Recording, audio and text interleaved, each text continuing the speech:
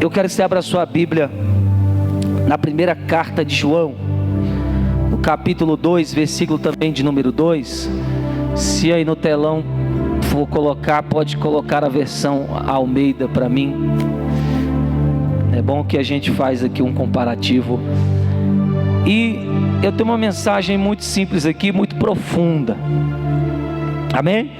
Porque é o próprio Evangelho que é o poder de Deus. Paulo falou isso na sua primeira carta aos Coríntios, que ele não precisava de usar métodos de persuasão humana, convencimentos humanos, táticas da filosofia, da ciência, para convencer ninguém. Por quê? Porque o Evangelho já é o próprio poder de Deus que salva o que crê.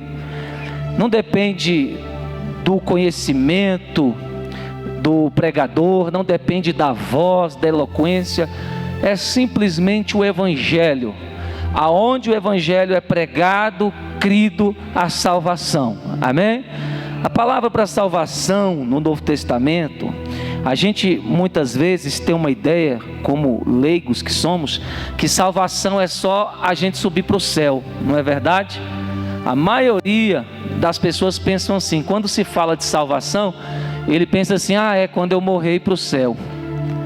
Ou alguns que já leem a Bíblia e conhecem, ou quando Jesus arrebatar a igreja viva, né? Mas salvação não é só isso não, tá, irmãos? Salvação é uma palavra que corresponde a todas as áreas da vida do ser humano, restituídas, saradas e abençoadas e resolvidas. Isto é, quando Jesus veio para nos salvar, Ele está dizendo, o meu plano salva a alma, que é, claro, você ter o céu garantido, você que é filho de Deus, sua salvação foi garantida lá na cruz, não tem quem mude isso, enquanto você permanecer na videira, em Jesus. Mas a mesma salvação se estende às outras áreas da nossa vida. Por exemplo, quando Jesus nos salvou, Ele também salva o corpo. Amém? Você tem a autoridade para viver a saúde de Deus, e os espíritos de enfermidade não têm poder sobre os filhos de Deus. Então, pastor, por que eu conheço muito crente doente? Porque não reivindica a sua cura ou não conhece o seu direito, mas foi dado na cruz. Isso é salvação. Jesus salva a nossa mente. Crente não pode ser doido. Claro que tem um nível de doidura natural, permitível entre os homens, né? Tem muita gente doida aqui que eu conheço nesse sentido, que está dentro do permitido, sabe?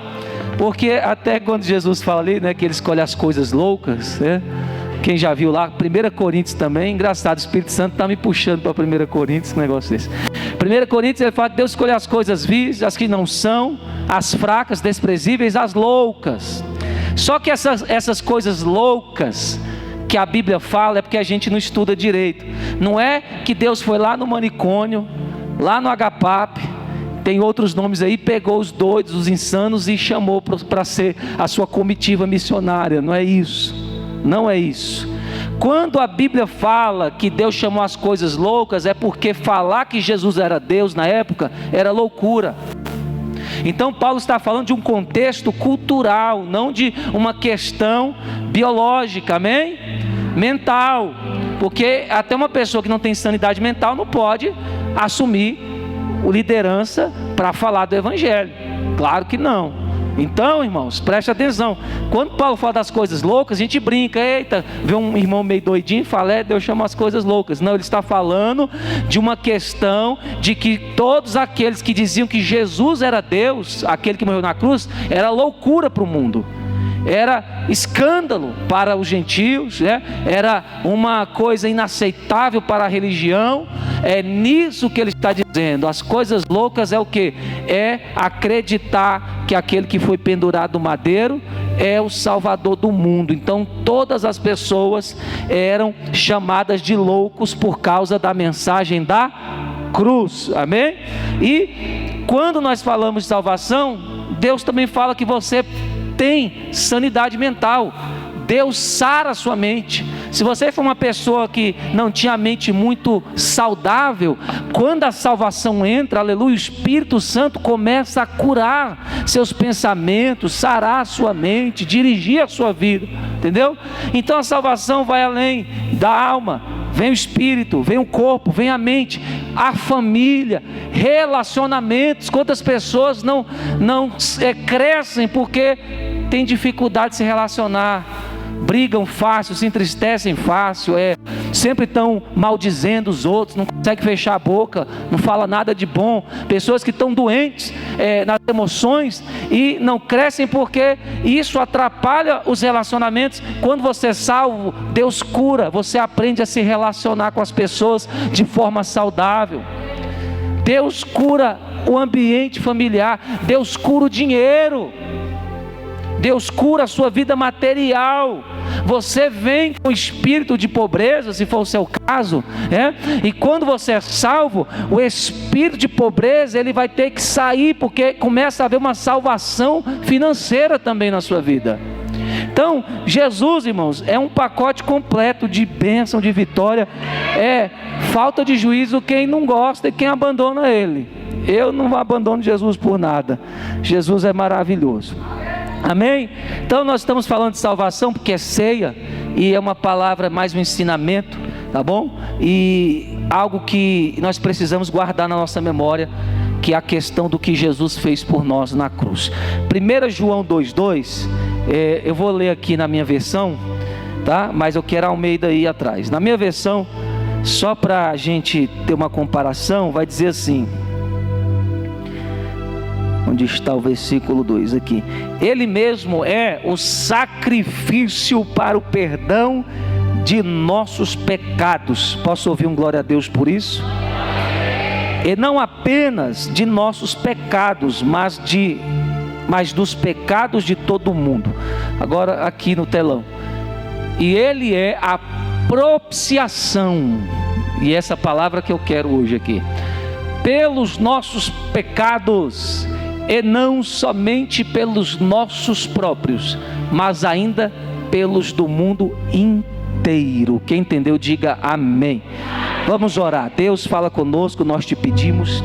Pai, te agradeço por essa noite, por estar aqui. Isso é fruto da sua bondade, misericórdia, sua graça. E Pai, eu quero corresponder essa graça, Senhor, abençoando como sou abençoado, com a revelação da tua palavra. Que este evangelho nos cure, nos transforme, confirme a nossa salvação e nos mantenha ligados a ti, Senhor, de todo o coração. Deus, que haja um mover sobrenatural em nosso meio, em nossas reuniões. Que haja, Senhor, a transformação, a quebra de correntes, o cumprir do seu propósito e vitória para nós, em teu nome. Espírito Santo, tens a liberdade de falar, de operar no nosso meio, enquanto te glorificamos e adoramos.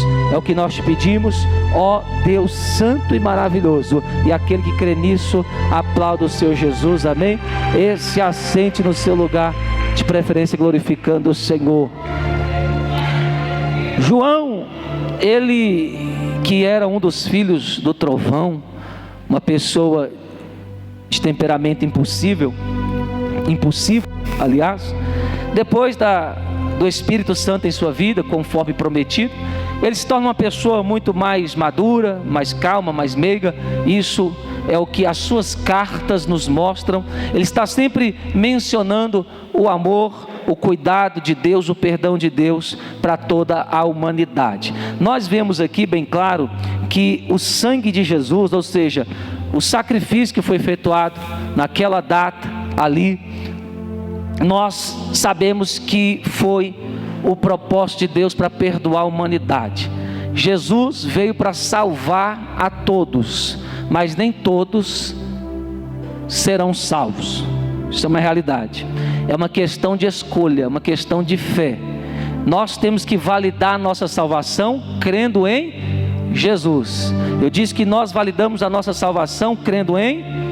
O pecador, ele é convencido de que é pecador, que ele ofende a Deus, que ele precisa de solução, de ajuda, e nem ninguém no mundo pode resolver isso. Então ele é convencido que Jesus já resolveu isso por ele, e a única coisa que ele tem que fazer é se alinhar, é aceitar esse perdão, esse amor. Aceitando esse perdão, esse amor por fé, isto é, eu sou salvo porque Jesus já me salvou na cruz. Aí vem o fruto da obediência. Quando nós estamos permanecendo em fé, o fruto da obediência se manifesta na nossa vida. Isto é, quando nós realmente cremos em Jesus, nós começamos a manifestar o fruto do Espírito. Começa a haver o que nós chamamos de libertação, santificação, transformação, aleluia, capacitação, regeneração. São todas doutrinas bíblicas que nós aprendemos quando estudamos a Bíblia. Isso é no processo. Não é que você não é perfeito, que você não foi salvo, não. A partir do momento que você entregou a sua vida a Jesus e agora anda no Espírito, anda na vontade dele, você já foi salvo. Agora a transformação é algo que acontece aqui na terra. O acesso ao reino, o crescimento ou não no reino, são coisas que você vai se esforçando aqui na terra. E dentro disso nós entendemos bem claro que Jesus, quando morreu na cruz, ele já fez um sacrifício pelo perdão dos nossos pecados passados, dos nossos pecados presentes e dos nossos pecados futuros. Tudo isso já foi resolvido na cruz. O pecado não é mais o problema. Louvado seja Deus. O que nós precisamos é agarrar essa tão grande salvação que nos foi dada. É como o apóstolo, o escritor Judas vai nos dizer que nós devemos batalhar diligentemente pela fé que foi dada aos santos. Tem gente batalhando por muita coisa que não vale a pena, tem gente se cansando por muita coisa que não precisa, mas se tem uma coisa que você precisa cuidar, não é da vida dos outros, não é em se preocupar com as coisas desta terra, mas simplesmente guardar a sua fé. A batalha do crente é só essa: todo dia ele se manter firme na videira, ancorado, firmado em Jesus Cristo, inabalável com Deus, até que chegue o dia que ele vai receber o prêmio. Propiciação, o que Jesus fez por nós, meus irmãos. Propiciação é um termo hebraico que vem lá do Antigo Testamento, de um dos rituais que eram feitos debaixo da lei mosaica, no templo, no tabernáculo, aonde animais, coisas, utensílios, e inclusive a própria tampa da arca, nós temos aqui uma réplica para que a gente possa até entender, eram aspergidos com sangue de animais. E que o autor Hebreus nos fala que Deus nunca se agradou daqueles sacrifícios, que o único sacrifício que Deus se agradou foi de seu próprio filho. Sacrifícios e ofertas não quisestes, mas um corpo me preparastes desde a fundação do mundo, e este corpo foi oferecido como sacrifício. Então essa palavra propiciação vai denotar, dentre outras, o termo cobrir. Diga cobrir, diga cobrir. Então, quando os sangues de animais eram derramados sobre os utensílios e acima na tampa da arca, o que Deus estava dizendo? Ele estava dizendo que um dia os pecados da humanidade, os meus e os seus pecados, seriam encobertos, seriam cobridos, ou seja, Deus não veria mais. Irmão, isso é muito lindo. Fazendo uma época um estudo exegésico com os irmãos da faculdade, nós estávamos falando sobre essa questão do cristão, do filho de Deus. Nós somos chamados os santos na Bíblia, amém? Nós somos chamados de justiça de Deus na Bíblia, né? Só que a gente estava estudando e a gente teve a conclusão muito clara de que nós não somos melhores que ninguém. Não é que quem está fora da igreja é pecador e você não é. Não é isso. A natureza do homem vai ser sempre pecadora. Nenhuma carne pode se gloriar diante de Deus. Paulo falou que todos estão destituídos da justiça de Deus. tá? Então, uma pessoa que fala assim, eu não fumo, eu não falo mal de ninguém, você não pode se gloriar nisso. Por quê? Porque isso não é você. Deus nunca vai dar essa glória para a gente. Pastor, então se a pessoa lá moralmente é certinha, dentro da palavra de Deus, o que é isso? Isso é o Espírito dentro dela, é fruto de Deus dentro dela. Quando o ser humano dá lugar ao Espírito, ele vai fluir sua personalidade, seu fruto. Isto é, um filho de Deus, quando dá lugar ao Espírito de Deus e a palavra, ele vai pensar como Deus, falar como Deus, agir como Deus, ainda que ele é. Mas irmãos, a nossa carne nunca vai deixar de pensar errado, de cobiçar, de odiar, de mentir. Isso não vai. Se você aceitar Jesus e achar que isso vai sumir da sua vida, não vai. Por quê? Porque o próprio apóstolo Paulo, lá na carta aos Gálatas, vai falar bem claro que tem uma guerra entre a carne e o Espírito, todo dia. No dia que não tiver essa guerra, alguma coisa está errada na sua vida. No dia que você não sentir inclinação da carne, alguma coisa está errada. E aliás, muitas vezes nós, quando estamos frios, nem sentimos só inclinação, a gente dá lugar para a carne mesmo. A gente fofoca, a gente fala mal, a gente cobiça, a gente inveja, mente, para tanta coisa, e até coisas piores. Mas o que o texto está dizendo é que, por causa dessa propiciação, por causa desse sangue que cobre, Deus não vê os pecados daqueles que aceitaram a Jesus. Isto é como se a igreja estivesse debaixo de uma bolha. E o que é essa bolha? Essa bolha, ela separa os filhos de Deus dos mundanos, das criaturas, dos homens naturais. E que bolha é essa? A bolha que tem pecadores justificados. Você não entende isso, né, irmão? Meu Deus, isso é muito forte.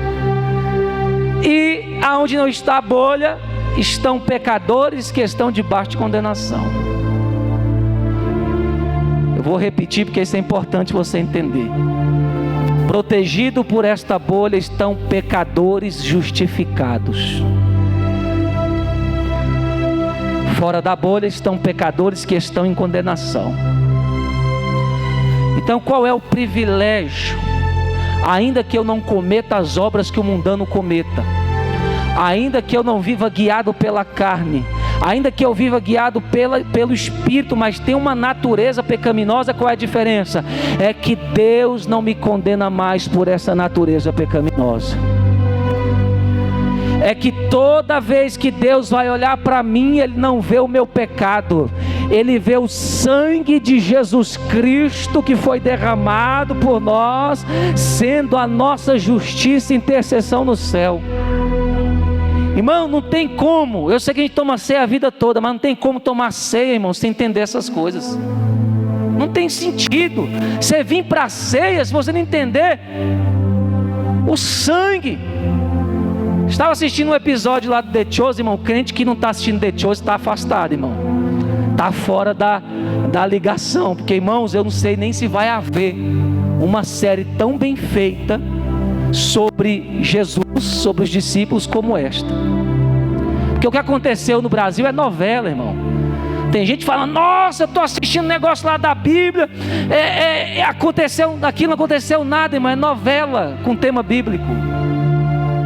Mas quando você assiste algo que está querendo mostrar a mensagem, o ritual, a revelação, e a gente viu lá Jesus depois da ceia indo para o Getsêmani, e ele sabendo que estava chegando a hora, orando, pedindo ao Pai se pudesse livrar ele daquele sofrimento terrível, e os discípulos dormindo.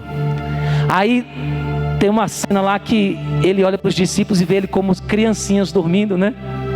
Pedro, Tiago e João. E aquilo na verdade é assim que Deus vê a gente. Às vezes Deus espera até mais da gente, mas olha, vai ser muito infantil ainda. É muito pequeno para carregar o que eu quero te dar. Aí ele tem compaixão, paciência conosco, e ele está prestes a ser entregue. Termina ali com um traidor chegando, para dar um beijo nele. Que cena forte, né? Jesus tinha controle emocional, irmão. cara a cara. Eu lembrei da Bia. Que raiva desse Judas. Eu falei, Bia, mas é só um ator, Bia. Que raiva desse Judas do The Chosen, essa cara dele. Mas até Judas veio para cumprir um propósito, né, irmãos? Quanto mais nós. E o interessante é que Jesus está ali, ele mostra algumas passagens do Antigo Testamento e os seus significados. Então Jesus está tendo aquelas visões do cumprimento das profecias nele, para sacrificar Isaac. Aí até falou: Isaac, fica tranquilo, porque você vai ser poupado. Quem vai morrer sou eu. Ele vê o vale de ossos secos e ele fala: eu tenho que ser sacrificado para que meu povo volte à vida. Sabe? Aí quando a gente olha para uma mesa dessa, a gente tem que saber que foi justamente a morte de Jesus, sabe? Sangue derramado, o pão representando o corpo, para que a gente tivesse vida, para que a gente entendesse bem claro: Jesus é a propiciação pelos meus pecados, não só os meus, mas de todos. O sacrifício de Jesus foi tão perfeito, irmãos, que ele pode salvar qualquer vil pecador que você imaginar. Qualquer pessoa que você fala: esse é tão pecador que Deus não quer ele. Mentira. Até o pior dos pecadores o sangue de Jesus pode salvar. E a igreja tem que entender isso para não se tornar religiosa, soberba, achar que é melhor do que quem está lá fora. Não é não, irmãos. Você já viu aquela parábola lá na casa de Simão o fariseu? Eu gosto daquela parábola, irmão. Que revelação Deus me deu ali. Não é porque eu aprendi uma coisa que ninguém sabia, é porque o Espírito Santo me mostrou que já estava escrito o que ele queria dizer naquela parábola. Não sei se você já leu a parábola lá de Jesus na casa do fariseu Simão. Jesus e os discípulos, alguns deles, são convidados a comer na casa daquela autoridade religiosa. Chegando lá, o que acontece? Jesus vai questionar, vai lançar na face deles a soberba, a hipocrisia, a cegueira espiritual. Jesus falou: vocês não me deram beijo, vocês não me cumprimentaram, vocês não me receberam bem. Aí essa mulher, você sabe de quem eu estou falando, né? Que está aqui, derramou suas lágrimas nos meus pés, e enxuga o cabelo, com o cabelo os meus pés aqui prostrados no chão. Vocês estão recriminando ela. Aí Jesus conta essa parábola. Eu não vou falar aqui que eles não reconheceram Jesus como profeta, nem sacerdote, nem rei, porque cada um tinha um cumprimento diferente na época. Mas a questão é o seguinte, que Jesus vai lançar uma historinha para comparar as coisas espirituais, dizendo assim: tinha um senhor que tinha alguns servos, e eles deviam esse senhor. Só que o senhor, o patrão, decidiu perdoar todos eles. Só que a dívida era diferente em relação a cada pessoa. Um devia muito mais, muito mesmo, mas o patrão perdoou. O outro devia pouquinho, aquela dívidazinha besta que você perdoa. Que tem gente chorando que levou um calote de R$30, R$50, R$100. Pelo amor de Deus, irmão, chorando. Deus, eu quero justiça, irmão. Vai caçar o que fazer, irmão. Não é 10 mil, não é 20 mil, não. É R$30. Tinha que devia pouquinho, perdoou também. Os dois saíram felizes. Aí Jesus lança, que Jesus é tremendo. Aí Jesus fala assim: Simão, ele perdoou os dois, mas quem, vou falar do meu jeito também, tá, para que vocês entendam. Quem gostou mais? Quem amou mais esse perdão? Quem amou mais o patrão? Pergunta difícil de responder, irmãos. É quase que uma pergunta retórica. Quem é que amou mais o patrão? O que? Participa. Que? Você veio aqui para ficar voando, que nós estamos trabalhando aqui para ter uma libertação, uma revelação. O que devia, mais. Você é inteligente, glória a Deus. Aí Jesus fala, o que devia mais, amou mais, não é? Mas sabe o que Jesus estava querendo dizer? Ele estava fazendo uma comparação entre os religiosos e os pecadores. Aquela mulher era uma pecadora, tinha uma vida imoral, mas foi perdoada. Agora eles, o que Jesus quer dizer? Ô fariseus, um pecou mais, o outro pecou menos, mas todos pecaram.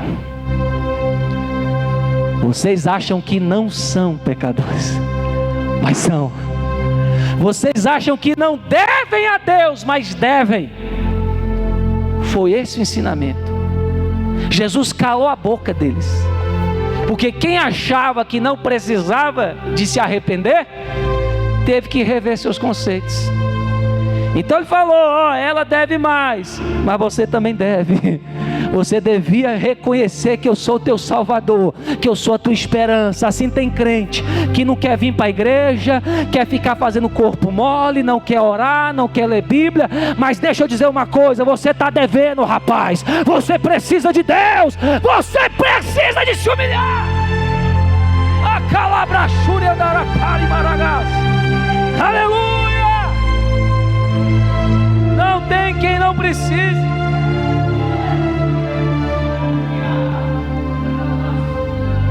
É esse sacrifício, eu estou encaminhando por fim, que mesmo eu devendo, cobre os olhos de Deus e Deus não vê dívida. E quando o acusador vem nos acusar em algum lugar, com a permissão de Deus, até ele chegar lá, Jesus já está do lado do Pai dizendo, olha aqui o que eu fiz por ele. A justiça já foi feita, a propiciação já foi feita, não tem como condenar, acusar. Eu já fui condenado, acusado no lugar dele. A justiça não quer mais nada. Ceiar, igreja, é ser grato por isso. Sabe, eu posso andar, eu sou livre, porque eu tenho Jesus. E quando o diabo fala, ele fez isso. E a gente tem uma vida ligada com Deus, de fé em Jesus, de arrependimento, de quebrantamento. Jesus procura e fala, cadê? Mas ele fez isso, e o pai olha e fala, cadê? Mas fez, mas aonde? Eu não estou vendo. Por que não está vendo? Porque tem um sangue que tampa o pecado dele, tem um sangue que esconde.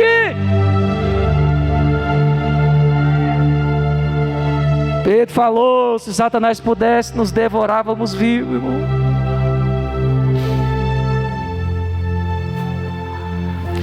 Mas graças a Deus, o papel que ele tinha para nos devorar foi rasgado na cruz. O autor aos Colossenses, o apóstolo Paulo, vai dizer que aquele script de dívida, aquelas ordenanças que eram contrárias a nós de alguma maneira, foram rasgadas, cravadas na cruz, aleluia. E todos os governantes espirituais da maldade, principados e potestades, foram envergonhados, foram humilhados, enquanto Jesus na cruz tomou a chave da vida e da morte. Aleluia, aleluia. Por isso ele vai falar, irmão, você que tem Jesus, você não está preso a regras desse mundo. Não pode tocar, não pode comer, não pode desfrutar. Não é assim um religioso? Não vive, não faz nada, vira uma pessoa ruim, amarga, frustrada e quer destruir a vida de todo mundo. Jesus falou, essas regras aí, irmãos, não servem para nada, não liberta da carne ninguém. Essas regrinhas de roupa, de aquilo, daquilo outro, não liberta ninguém. É só vaidade para que o homem se glorie. em que pode fazer alguma coisa, ter domínio sobre outras pessoas. Deus não chamou ninguém para ter domínio sobre outra pessoa, meu irmão. Deus não chamou a gente para condenar ninguém. Quem condena as pessoas são elas mesmas, são as próprias atitudes dela, que Deus é o juiz, Ele se encarrega de resolver com a vida de cada um. Mas eu e você, se nós recebemos vida, nós somos chamados para pregar essa vida, irmãos, para pregar essa esperança, para pregar esse perdão, para pregar esse arrependimento, para dar aquilo que recebemos. Aleluia! Nós recebemos vida. E hoje eu falei sobre isso. Propiciação, encobrir. Porque eu sou abençoado. Justiça própria, não. Porque esse sangue encobriu minhas falhas diante de Deus. Porque esse sangue me tornou justo. Deuteronômio 28 se cumpriu lá na cruz, as bênçãos e as maldições. Está lá, maldito aquele, maldito aquele, maldito aquele, maldito aquele. Aí depois, abençoado aquele, abençoado aquele, abençoado aquele. A gente não fez nada daquela lista para ser abençoado, irmãos. Fez nada daquela lista para a gente ser abençoado. Quem é que cumpriu a lista por mim e por você? Jesus, aleluia.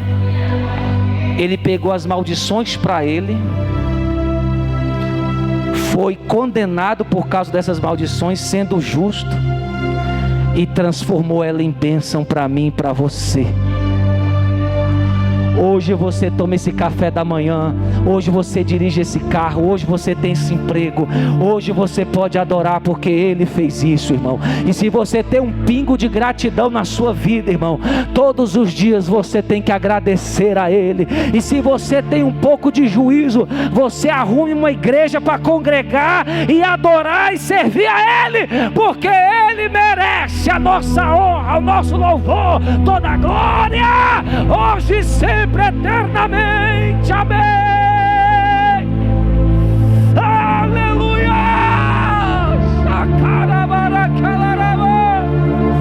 Se coloca de pé, meu irmão. Eu não vou deixar a chama apagar, irmão. Ainda que alguns não sintam nem um arrepio mais na espinha, mas eu ainda sinto quando Deus está no nosso meio, aleluia, sendo propício para nos abençoar, para nos curar, recebendo adoração. Ele te escondeu do diabo, Ele te escondeu das maldições. A maldição que achar a gente não acha. A miséria fala, eu quero pegar ele, eu quero pegar ela, não acha. A doença fala, eu quero matar ele, matar ela, mas cadê ele? Aleluia. Os ministros venham logo aqui. Sabe, a frieza espiritual, o demônio da frieza tem um ódio dos pregadores, dos pastores, dos ministros, que muita gente já está na mão dele, frio, morto. Está no tutano, irmão. Quantos anos tu não fala em línguas? Quantos anos você não derrama uma lágrima de aquebrantamento espiritual? Mas aqueles que estão debaixo da propiciação, a frieza espiritual procura eles e não acha. Satanás quer tirar a paz deles e não dá conta. Ele vem com uma coisa aqui, uma coisa lá, e o crente continua descansado nas promessas de Jesus. Ele vem com uma notícia aqui, uma notícia lá, mas o crente que está debaixo da cobertura do sangue, descansa sobre a palavra. Aleluia! E como diz a Bíblia, de fé em fé. Queria que vocês viessem servir a ceia, por gentileza.